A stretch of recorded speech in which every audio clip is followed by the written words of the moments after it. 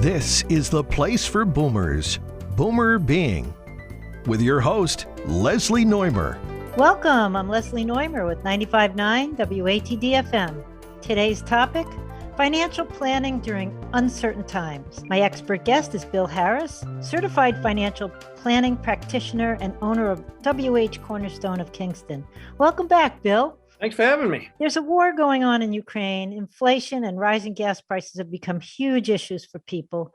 It seems as if large market swings have become a daily occurrence. How do you advise your clients to keep calm and carry on with all the uncertainty in the world right now? Well, you just said it. Keep calm and carry on. So there certainly is a lot of uncertainty, but some of it can be twisted by people like us in the media. So again, I think sometimes you watch the news and you'll hear stocks plunged today, 300 plus points, whatever it is.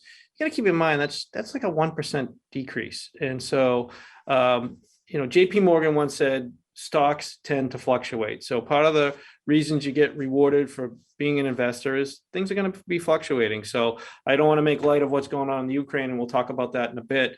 But stocks do fluctuate. And I think people need to be, there's a study out there called the B-Bauer study.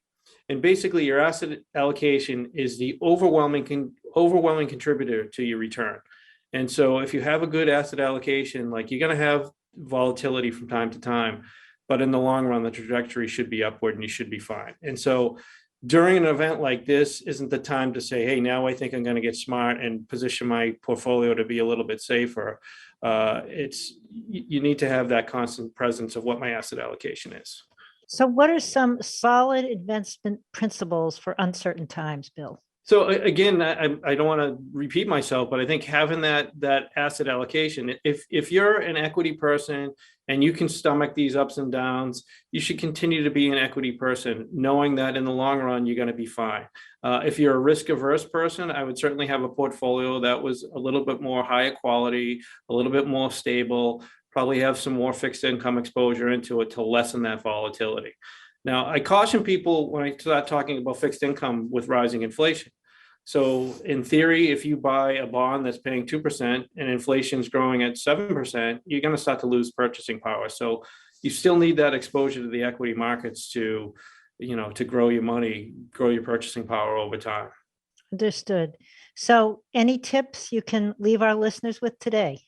Yeah, just real. There's a lot of studies on historical analysis of military and terrorism and conflicts, and the market impact is usually short-lived. I think Ned Davis Research did a study over 50 big crisis events in the 20th century. The decline in the market is usually about 7%, which is about where we're at now. 9 weeks after the crisis, the market's up 6%. 18 weeks, it's usually up almost 10%. So keep in mind, 2019, 2020, 2021, the markets saw over a 20% return in those 3 years in a row. And so as we went into 2022, the markets were already under duress. And so when you have an event like we're having in the Ukraine, it's certainly going to make that get exasperated. So it is, listen, we're terrible as humans predicting the future. I don't want to comment on where the Ukrainian war is going to go because I don't know. But historically, tying it to the market, we should be fine. Well, I'm glad to know that we'll be fine. Thank you so much for sharing your expertise with us, Bill. My pleasure. Thanks for having me on. Listeners, you can learn more by reaching out to Bill at whcornerstone.com. And thanks very much for joining us today on the Boomer Being Show. Thanks for having me. This has been Boomer Being on WATD.